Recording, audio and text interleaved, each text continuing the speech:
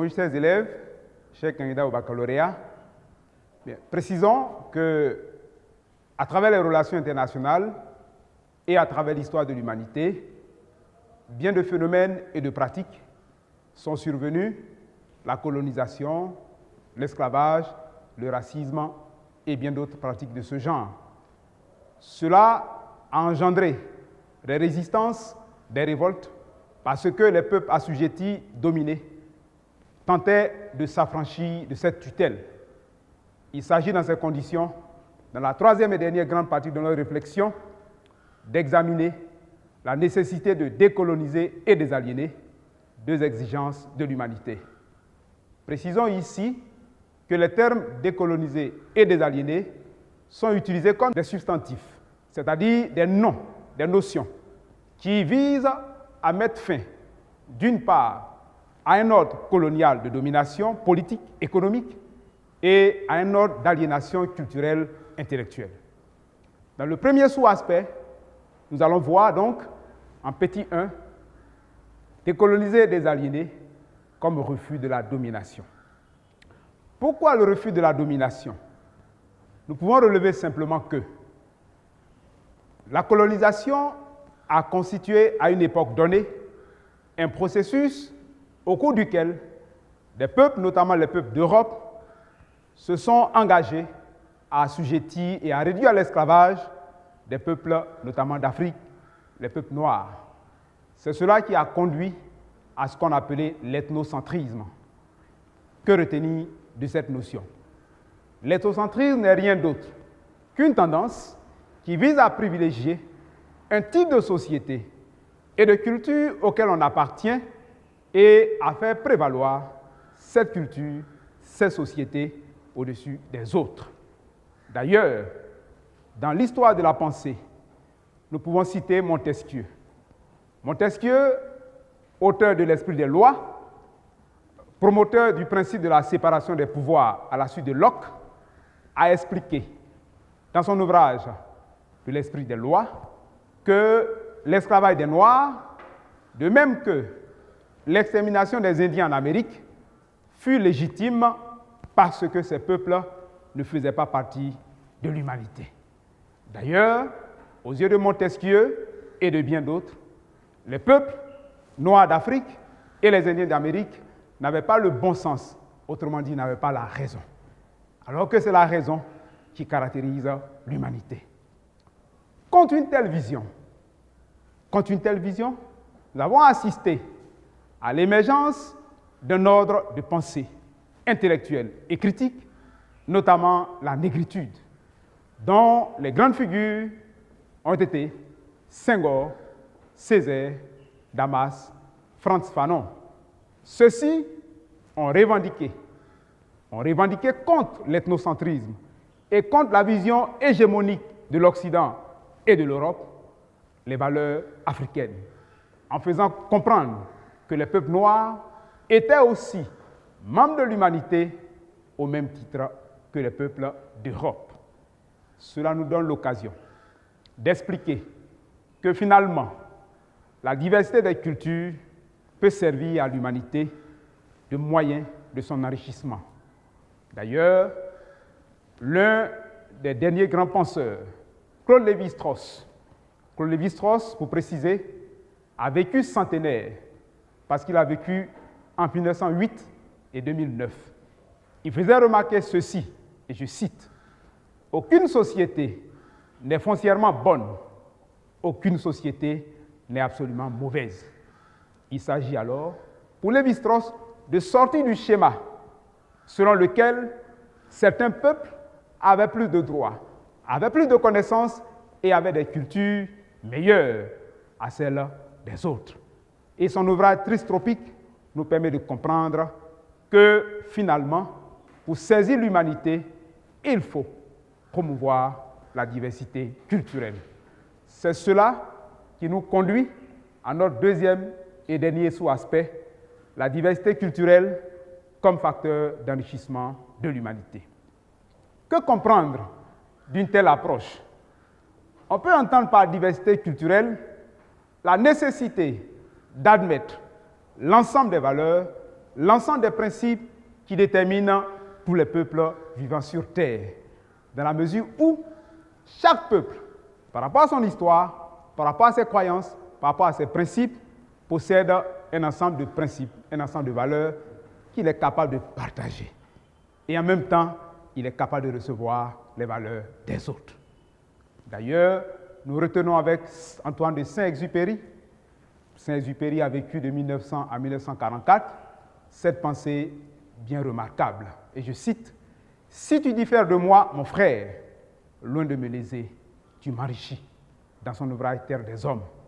Nous voyons bien dans la pensée l'expression « mon frère », expliquant par là, peu importe la diversité culturelle, peu importe la différence de couleur, peu importe les origines, peu importe le genre, il faut voir en tout homme un membre de l'humanité. D'ailleurs, Auguste Comte, aussi un des grands penseurs fondateurs de ce qu'on nomme le positivisme, précisait, et je cite, « Tout en nous appartient à l'humanité. Et notre harmonie morale repose exclusivement sur l'altruisme. » Dans son ouvrage « Le catéchisme positiviste ». Ces idées peuvent nous conforter, dans le sens que, finalement, l'ethnocentrisme, les discriminations, les ségrégations, le racisme ne peuvent contribuer à faire prévaloir l'humanité. Et nous terminons en nous référant à deux grands hommes qui ont marqué la vie politique, intellectuelle de notre continent africain. D'une part, Senghor, d'autre part, Nelson Mandela. Ces deux grandes figures ont contribué à faire rayonner ce qu'on peut appeler une civilisation de l'universel, car tous les peuples, les Noirs, les Blancs, les Indiens, les hommes, les femmes comme les enfants, font partie de l'humanité. Que pouvons-nous retenir en guise de conclusion? Retenons ceci. En définitive, l'histoire permet de saisir le parcours des hommes et des peuples à travers le temps. Elle donne l'occasion de rendre compte des productions et des acquis résultant de la culture, de la civilisation et de l'existence. C'est pourquoi il paraît légitime de rejeter ou de refuser l'ethnocentrisme et la domination au sein de l'humanité, en faisant rayonner le rationalisme, parce que tout homme, quel qu'il soit, possède une raison, comme nous l'enseigne la philosophie. C'est sur ce que nous achevons notre leçon en passant à une activité d'évaluation. Nous aurons précisément à voir ensemble un commentaire de texte. Évidemment, le cadre aujourd'hui ne permet pas de faire une rédaction intégrale. Ce sont les activités préliminaires que nous allons exposer ensemble qui vous serviront, chers élèves, à vous exercer, à vous entraîner à rédiger un devoir de commentaire de texte. Le texte que nous avons choisi est un texte de Jean-Paul Sartre. Nous vous faisons lecture du contenu du texte. Soyez donc suffisamment attentifs pour en percevoir les orientations et cela vous aidera certainement à conduire votre travail à la maison. Je débute donc la lecture du texte de Sartre. Sartre écrit « L'homme n'est rien d'autre que son projet. Il n'existe que dans la mesure où il se réalise. Il n'est donc rien d'autre que l'ensemble de ses actes, rien d'autre que sa vie. D'après ceci, nous pouvons comprendre pourquoi notre doctrine fait horreur à un certain nombre de gens, car souvent, ils n'ont qu'une seule manière de supporter leur misère, c'est de penser « les circonstances ont été contre moi ». Bien sûr, je n'ai pas eu de grand amour ou de grandes amitiés, mais c'est parce que je n'ai pas rencontré un homme ou une femme qui en fussent dignes. Je n'ai pas écrit de bons livres, c'est parce que je n'ai pas eu de loisirs pour le faire, je n'ai pas eu d'enfants à qui me dévouer, c'est parce que je n'ai pas trouvé l'homme avec lequel j'aurais pu faire ma vie. Or, en réalité, pour l'existentialisme, il n'y a pas d'amour autre que celui qui se construit. Il n'y a pas de génie autre que celui qui se manifeste dans un amour. Il n'y a pas de génie autre que celui qui s'exprime dans les œuvres d'art. Le génie de Proust, c'est la totalité des œuvres de Proust. Le génie de Racine, c'est la série de ses tragédies. En dehors de cela, il n'y a rien. Pourquoi attribuer à Racine la possibilité d'écrire une nouvelle tragédie, puisque précisément, il ne l'a pas écrit? Un homme s'engage dans sa vie, dessine sa figure, et en dehors de cette figure, il n'y a rien. Jean-Paul Sartre, l'existentialisme est un humanisme. Alors, chers élèves, le travail d'étude de ce texte reposera sur les activités suivantes. Premièrement, nous verrons la problématique du texte. En second lieu, nous allons exposer la structure du texte pour l'étude ordonnée. Et en dernier ressort, nous examinerons un intérêt philosophique comprenant une critique interne et une critique externe. Pour démarrer donc, grand 1, problématique du texte. Thème, l'homme et son devenir. Problème, l'homme a-t-il une emprise sur son devenir? Comme thèse, donc le point de vue de Sartre dans le texte, l'homme est entièrement responsable de son devenir. La thèse contraire, à savoir l'antithèse, l'homme est soumis au déterminisme. Ce que l'auteur vise immédiatement, l'intention, l'auteur veut montrer que l'homme est le sujet de son devenir. Comme enjeu, la liberté. En second aspect donc, la structure logique du texte en vue de son étude ordonnée. Nous pouvons relever que dans ce texte de Sartre, il existe deux mouvements. Premièrement, de la ligne 1 à la ligne 11, de l'homme n'est rien à ma vie, l'idée qui suit. L'homme est fondamentalement libre et responsable de son devenir. Le second mouvement, de la ligne 11 à la ligne 18, de or en réalité à il n'y a rien, comme idée, l'existentialisme comme expression de l'engagement de l'homme. Que peut-on retenir au plan critique de ce texte de Sartre? Je vais parler de l'intérêt philosophique. Vous devez savoir, chers élèves, que dans une analyse philosophique, l'intérêt philosophique est crucial, est fondamental, et ça, vous devez le savoir depuis la classe de première. Alors, pour l'intérêt philosophique, nous retenons, en guise de critique interne, ce texte de Sartre, on peut le qualifier comme un texte de nature polémique. Et le raisonnement que l'auteur adopte, il est antithétique. Retenons aussi que la démarche de l'auteur s'inscrit dans la droite ligne de son intention, voulant montrer que l'homme est le maître, l'homme est le sujet, l'homme est le responsable de son devenir. En guise de transition pour la critique externe, interrogeons-nous en ces termes. L'homme est-il toujours responsable de son devenir? Alors le grand B nous permettra d'évaluer la critique externe. Je vous donne les consignes pour la critique externe avant de l'exposer. Dans une critique externe relativement à un texte de commentaire philosophique, il y a deux axes. Le premier axe renvoie à un exposé sur la thèse de l'auteur. Et le second axe donne l'occasion de faire un dépassement. Parce que, au plan critique, au plan philosophique, l'antithèse n'est pas nécessairement une réfutation de la thèse. Elle vise à dépasser la thèse.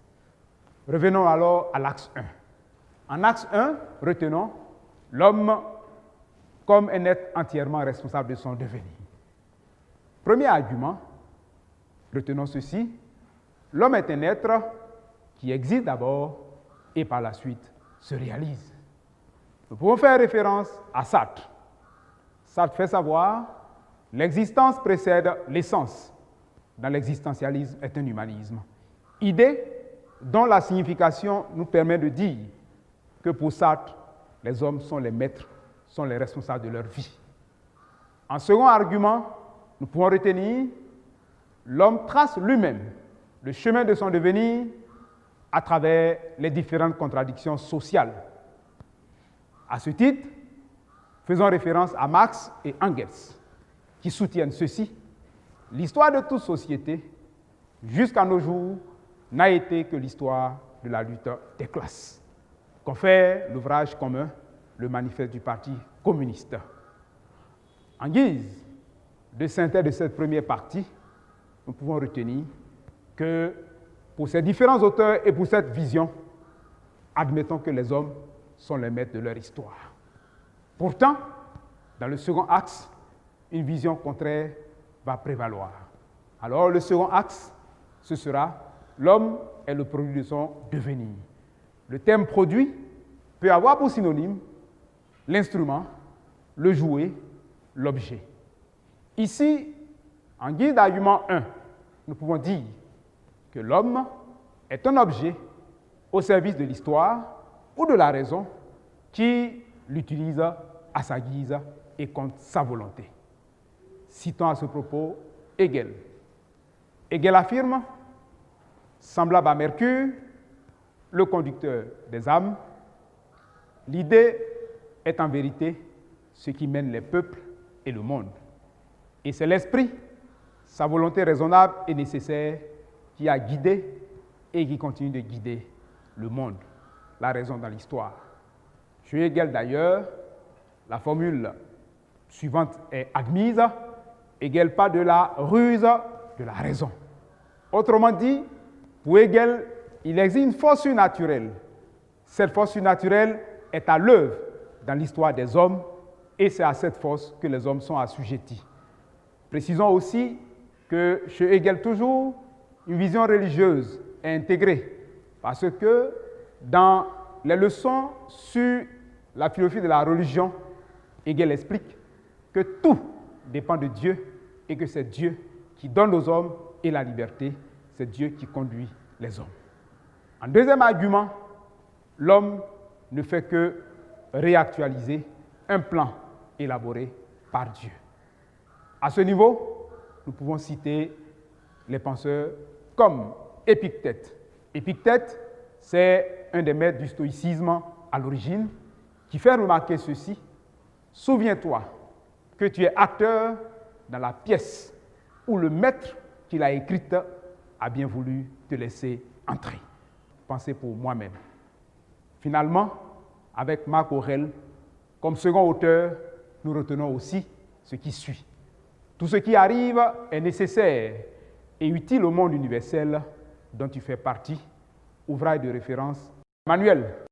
Alors, chers élèves, au terme de ce travail préparatoire, nous vous invitons à poursuivre les activités, à vous exercer, à vous entraîner, et j'espère que votre engagement permettra de mieux préparer votre examen du baccalauréat et que vous serez des lauréats, que vous serez donc admis à la session 2020.